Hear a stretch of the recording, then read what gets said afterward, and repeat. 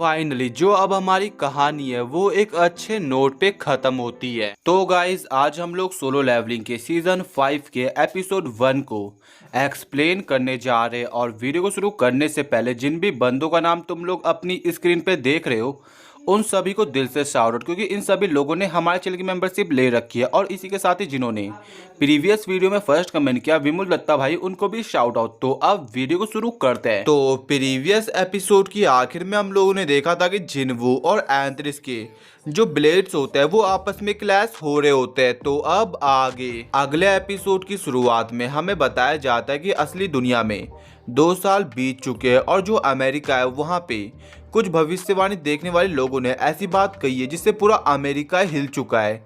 और वो बात होती है कि एक भगवान जल्दी इस दुनिया में आने वाला है और एक कयामत लाने वाला है। और वैसे तो जो ऐसी प्रोफेसीज होती है उन पर कोई भी अटेंशन नहीं दिया जाता, लेकिन जो बात है वो मिस नूरमा ने बोली है। और फिर हमें उनके अचीवमेंट दिखाया जाता है कि उन्होंने जितनी भी भविष्यवाणी करी है वो सारी 100% एक्यूरेट हुई है। एंड इसके अगले दिन कोरिया के आसमान में एक बड़ा सा ब्लैक होल क्रिएट हो जाता है, जिसके बाद जो मिस नूरमा की प्रोफेसी होती है वो न्यूज़पेपर के हेडलाइन पे आ जाती है। और अभी सभी उस ब्लैक होल को देखकर काफी ज्यादा नर्वस होते हैं, बिकॉज जो वो ब्लैक होल था वो ब्रेक हो गया था लेकिन उसके अंदर से कुछ भी नहीं निकलता। और अगर तुम लोग भी ऐसा सोच रहे हो तो तुम लोग बिल्कुल गलत हो, क्योंकि उस होल से निकलता है अपना जिनवू, जो कि किसी के नजर में नहीं आता और कहीं जा रहा होता है। बट तभी उसके सामने कोई बंदा होता है जो कि जिनवू के लिए बुके लाया हुआ होता है। और ये जो बंदा है ना वो रूलर्स का ही कोई बंदा होता है। और इसके बाद वो जिनवू ग्रीट करता है और अब जिनवू उससे बुके लेता है और उसे बोलता है एटलीस्ट मेरे को किसी एक बंदे ने तो वेलकम किया। और फिर वो रूलर की वेसल जिनवू को बोलता है हमने रियली में ऐसा नहीं सोचा था कि आप वापस आ पाओगे इन सब चीजों को अकेले संभालने के बाद, बट राइट नाउ मैं देख सकता हूँ कि जो आपके स्टेप है वो 10,000 सोल्जर्स के वेट को कैरी कर रहा है। और अब जिनवू से बोलता है मेरे को लगता नहीं कि तुम यहाँ पे केवल मेरे को फ्लावर दे तो आयोगे, रूलर्स को मुझसे क्या काम है मेरे को ये बताओ। और फिर वो बंदा जिनवू को बोलता है कि रूलर्स का आपके लिए मैसेज है। और फिर वो उसे ये बात करने के लिए कहीं और जाने को बोलता है और इस बात के लिए जिनवू एग्री करता है। और उसके दिमाग में एक प्लेस भी होती है जहाँ पर वो जाना चाहता है। और इसके बाद सीन चेंज होता है और हम लोग देखते हैं जहाँ जिनवू गया होता है वो होती है आइसक्रीम की शॉप। और फिर वहाँ पे मुद्दे की बात शुरू हो जाती है, जहाँ पर सबसे पहले रूलर का वेसल उसे बोलता है एज यूजुअल जो रूलर्स है उन्होंने आपको शुक्रिया बोला। और फिर जिनवू बोलता है फॉर्मेलिटी छोड़ो और बताओ प्रॉब्लम क्या है। और फिर वो बंदा जिनवू को जवाब देता है जो रूलर्स है उन्हें आपकी पावर्स को लेकर चिंता है जो कि इस दुनिया की डायरेक्शन को इन्फ्लुएंस करेगी। जैसा कि आप जानते हो जो पावर आपने पोजेस कर रखी है वो कुछ ऐसी चीज नहीं है जिसके लिए ये दुनिया रेडी हो। और फिर जिनवू बोलता है तो क्या। और फिर वो बंदा जिनवू को बताता है कि इस दुनिया के पास कोई माना नहीं है और ये दुनिया काफी कमजोर है उसके लिए।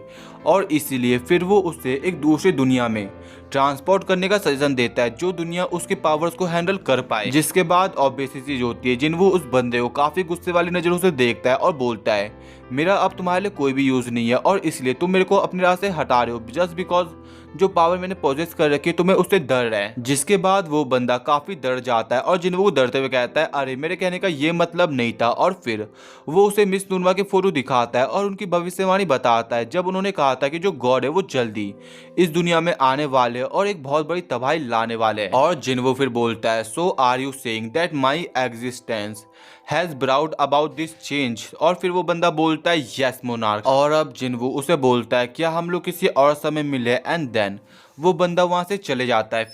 फिर बंदा अपने आसपास की चीजों को नोटिस करता है और अपने मन में सोचता है कि जो भी चीज इस दुनिया के अंदर एग्जिस्ट करती है उसका एक पर्पस है। एंड वो जो कि एक शैडो मोनार्क बना और उसने इस दुनिया के पुराने फिनोमिना और मोनार्क्स को अपनी ताकत से रोका और उसने अपने मिशन को कंप्लीट किया, उसने अपने पर्पस को कंप्लीट कर चुका है। और अभी बंदे को ऐसा लग रहा होता है क्या इस दुनिया को उसकी जरूरत है भी। और तभी उसके सामने से कोई गुजरता है और इस चीज को जिनवू सेंस कर लेता है। और फिर जो इंसान उसके सामने से गुजरा है ना वो उसका पीछा करता है। और जो बंदी होती है ना वो और कोई नहीं चाहे इन होते जो कि अभी अपनी यंग एज में है। और अभी जिनवू को अपने सवाल का जवाब मिल चुका है कि क्या उसे इस दुनिया में रहना चाहिए भी या नहीं। और वो जवाब ये होता है कि उसे ये दुनिया पसंद है बिकॉज जिन लोगों से वो प्यार करता है वो इसी दुनिया में रहते हैं और इसीलिए ये उसके लिए इनफ रीजन है इस दुनिया में रहने के लिए। इसके बाद हमें काफी अलग अलग एक्टर्स दिखाए जाते हैं, लाइक मिस्टर सॉन्ग हो गए, पार्क हो गए,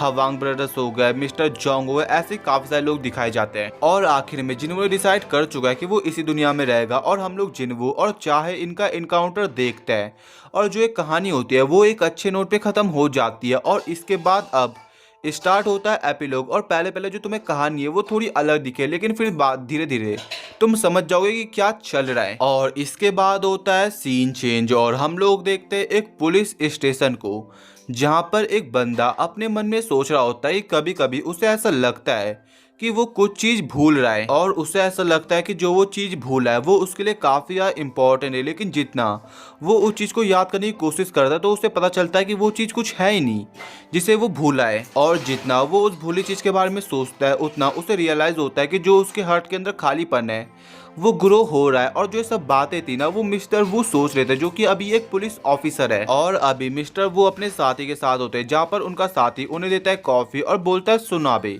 तुम किस तरह के प्रॉब्लम के बारे में सोच रहे हो। और यहाँ पे मेरे को समझ नहीं आया कि वो मिस्टर वो को सुनाबे क्यों बोल रहा है, लेकिन हम लोग केवल उन्हें मिस्टर वो ही बोलेंगे। और फिर मिस्टर वो उससे कॉफी लेते हैं और अपने मन में सोचते हैं राइट, उन्होंने कहा था कि एक बिजी बी के पास टाइम नहीं होता सैड होने का और इसीलिए मेरे को अपने काम पे फोकस करना चाहिए। और अब जैसे मिस्टर वो और उनका साथी अपने कैबिन में जाते हैं, वो लोग देखते हैं कि कुछ लोग वहां आए हुए जो कि काफी ज्यादा डरे हुए होते हैं, जो उनके हाथ वगैरह होते हैं वो कांप रहे होते हैं। और जो उनके सामने ऑफिसर होता है उन पे अपनी रिपोर्ट लिखवाते हैं कि एक जो सैड होती है वो जमीन से निकली और उसने उन्हें कहा कि अगर वो 24 घंटे के अंदर अपने आप को पुलिस के हवाले नहीं करते तो उन्हें फिर रिग्रेट होगा जिंदा होने का।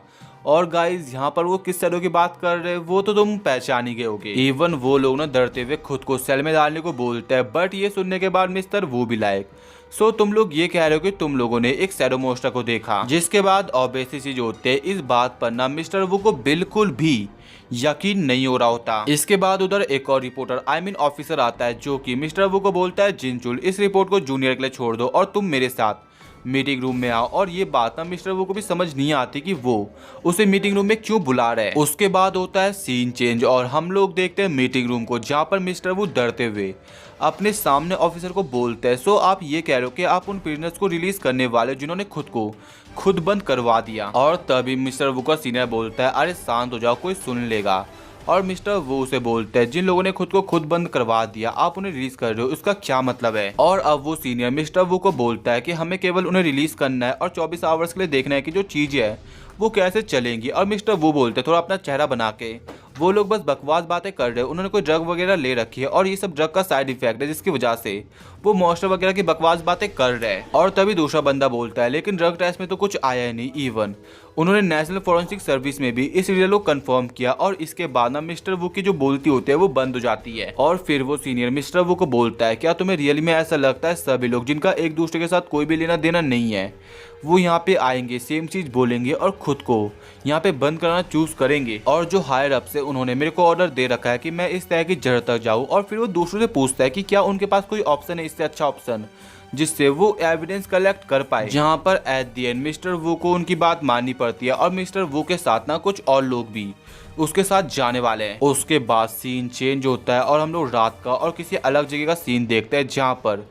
जो एक गुंडा होता है ना वो आया हुआ होता है और चिल्लाते हुए ऑफिसर को बोल रहा होता है ऑफिसर्स मैं यहाँ पे मरना नहीं चाहता हूँ। और फिर एक ऑफिसर उसके पास आता है और बोलता है यहीं पे रहो हमें बस कुछ चेक करना है। और फिर वो ऑफिसर अपने साथी से पूछता है कि 24 घंटे होने के लिए कितना टाइम बचा हुआ है, तो उसे पता चलता है आई मीन उसके साथ जवाब देता है 10 मिनट्स। और दूसरी तरफ हम लोग मिस्टर वो को देखते हैं जिन्हें हवाओं में कुछ अजीब फील हो रहा होता है, लेकिन जैसे उधर टाइम अप हो जाता है वैसे ही उधर कुछ होता है नहीं। लेकिन जो गुंडा था ना वो अभी काफी ज्यादा डरा हुआ था क्योंकि अभी कुछ उधर हुआ ही नहीं था। और फिर वो ऑफिसर उस गुंडे के पास आता है और बोलता है तूने कुछ ले हुए रखा है क्या, अब ये सब खत्म हुआ और जल्दी मेरे को बता कि क्या माजरा है। लेकिन अचानक से ना मिस्टर वू की नजर जमीन से निकल रही शैडो पर पड़ती है और वो सभी लोगों को वहां से भागने को बोलते हैं। और सबसे पहले जो वो शैडोज होती है वो उन ऑफिसर्स को दूर दीवार पे पटक के घायल कर देती है एंड आखिर में वो उस गुंडे का गेम ओवर कर देती है। लेकिन जाने से पहले